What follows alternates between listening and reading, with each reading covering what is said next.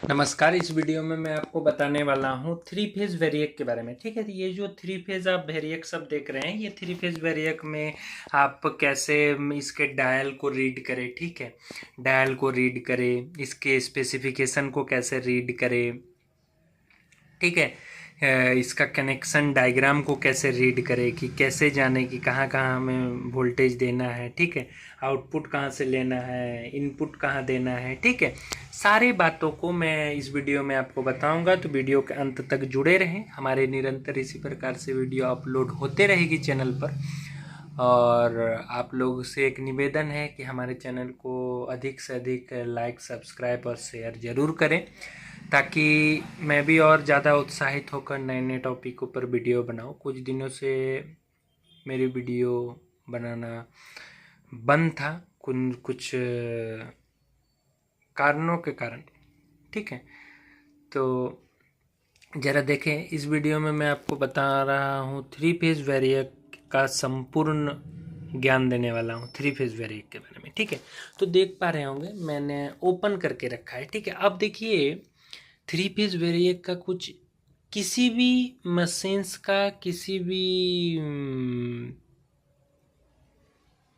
Equipment का एक specification होता है। ठीक है, कि कितने वोल्टेज से वो रन करेगा, कितना वोल्टेज है, कितना वाटेज का है, कितना करंट कैपेसिटी है, सारे बातों को।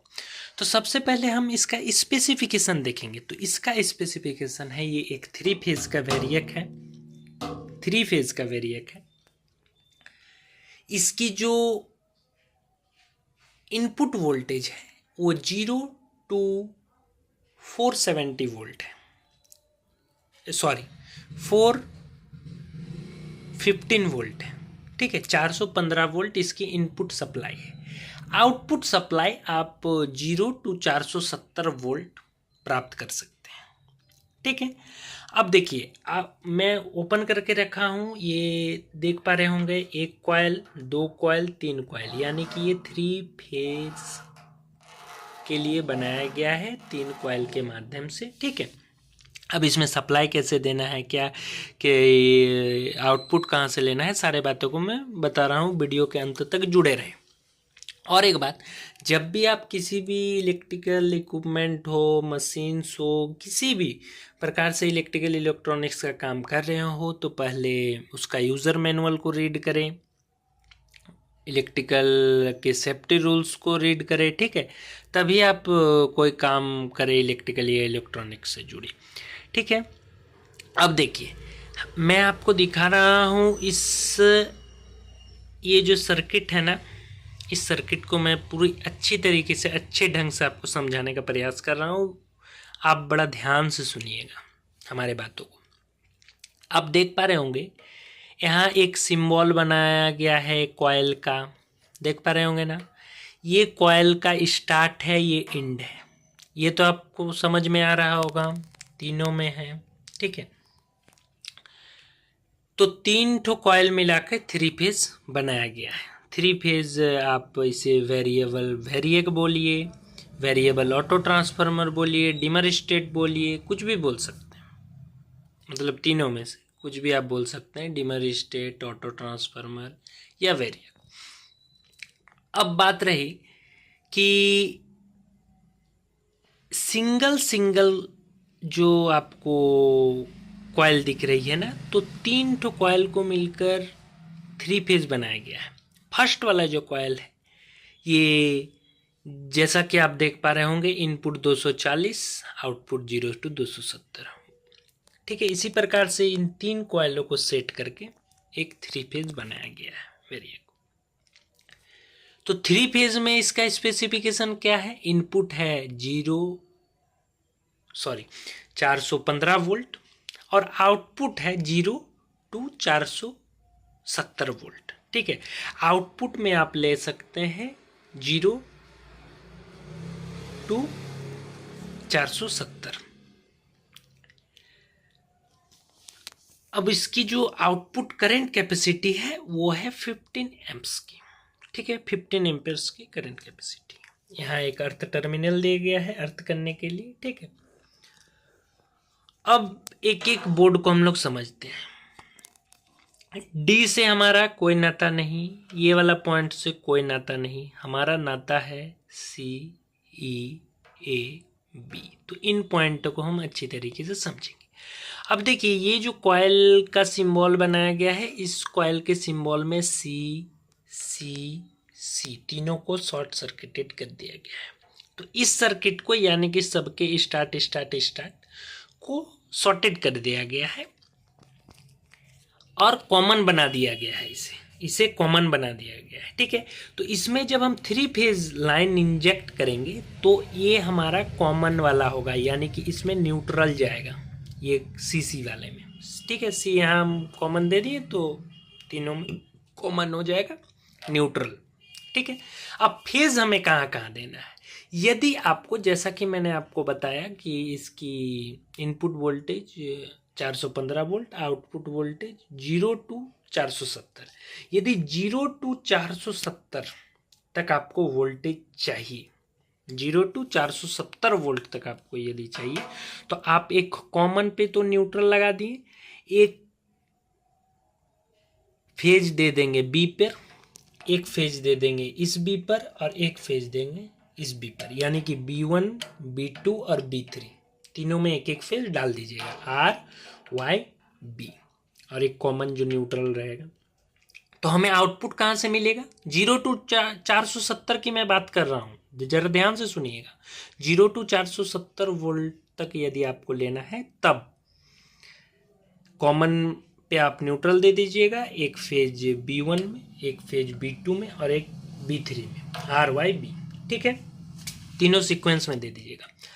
अब जो है हमें वोल्टेज कहाँ से प्राप्त होगा, 0 to 470, तो एक हमें कॉमन से लेना है, यानी कि सी से, कहीं भी हम एक पॉइंट से ले लेंगे, सी वाले से एक कॉमन से ले लेंगे और एक ई से ले लेंगे।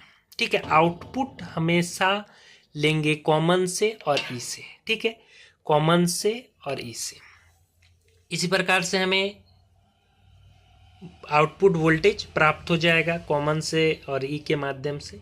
ठीक है, कॉमन और ई के माध्यम से, यानी कि एक हम ले लेंगे न्यूट्रल और एक ले लेंगे इस ई से फेज। ठीक है, अब बात रही यदि हमें 0 to 415 वोल्ट, यानी कि जो हमने वोल्टेज दिया था उसी के अंदर यदि लेना है, यानी कि जैसे कि मैंने आपको बताया कि जैसे 415 वोल्ट आप इनपुट दिए, अब आपको 0 to 415 चाहिए, 0 to 470 नहीं चाहिए, 0 to 415 चाहिए, तब आप कहाँ कहाँ वोल्टेज देंगे। तो देखिएगा एक टेपिंग यहाँ जो हमने बी में दिया था ना, इसी को क्या करना है, कॉमन में जो न्यूट्रल हमने सप्लाई दिया था उसे देकर रखना है, सिर्फ टर्मिनल बी से हटाकर ए पे कर देना है, बी से हटाकर ए पे कर देना है, बी से हटाकर ए, यानी कि तब हम यदि 0 to 415 वोल्टेज की हमें आवश्यकता है, मतलब 0 से 415 वोल्ट के बीच हमें यदि ज़रूरत है, तो हम कॉमन पे देंगे और एक ए पे देंगे फेज, मतलब A1 में एक फेज, A2 में और A3 में, हमारा न्यूट्रल जैसा कनेक्शन किया हुआ है वैसा ही किया हुआ रहेगा। ठीक है, अब देखिए इसके डायल को रीड करने के लिए, देखिएगा यहाँ लिखा हुआ है परसेंट मैक्सिमम आउटपुट वोल्टेज। ठीक है, यहाँ परसेंटेज में दिया गया है। ठीक है, 0% से लेकर 100% तक। यदि आपको 415 चाहिए तो आप यहाँ चेंज कीजिएगा, 0 to 415 चाहिए तो कॉमन पे और ए पर दीजिएगा, यदि 0 to 470 चाहिए तो कॉमन पे और बी पर दीजिएगा, और आउटपुट हमेशा कॉमन पे और ई पर लीजिएगा, E1, E2, E3 तीनों में ले लीजिएगा। ठीक है, C1, C2, C3 हमारा शॉर्ट सर्किटेड है, उसमें आप न्यूट्रल ले सकते हैं। ठीक है,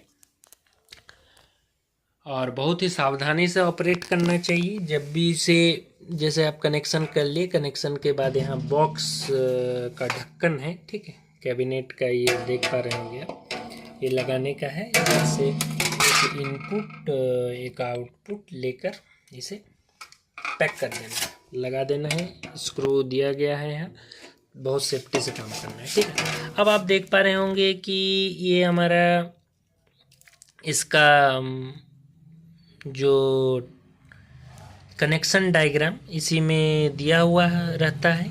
ठीक है, अलग अलग वेरिएक कंपनी जो बनाती है वो अलग अलग अपना स्पेसिफिकेशन के अनुसार सब लिखती है। अब देखिए यहाँ पे एक दिखा रहा है आपको कि ये कॉइल है, ठीक है। यहाँ भी आपको दिखा रहा है, यहाँ ये एक कॉइल है, ये एक कॉइल है, ये एक कॉइल है, ठीक है। जैसा कि मैंने आपको बताया एक C1 A1 छोर है, ठीक है। A1 C1 A2 C2 और A3 C3, मतलब स्टार्ट एंड और बीच बीच में एक B1 B2 B3 हमारा जैसे टेपिंग निकला हुआ था, मैंने आपको जैसे बताया।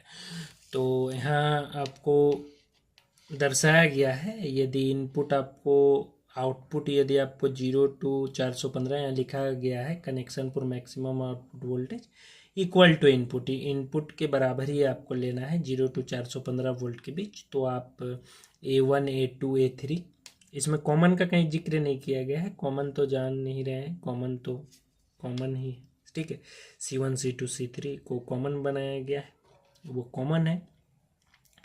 तो इनपुट हमें देना होगा A1 A2 A3 में, और आउटपुट लेना होगा E1 E2 E3 में, ठीक है। और जब C और E में हमें तो आउटपुट लेना ही है, C1 E1 C2 E2 C3 E3, ठीक है। अब जब हमें 0 to 470 वोल्टेज लेना है तो हमें क्या करना होगा, B1 B2 जैसा कि मैंने आपको पहले भी बताया, ठीक है, वैसे ही लेना है। इस वीडियो में इतना ही, धन्यवाद।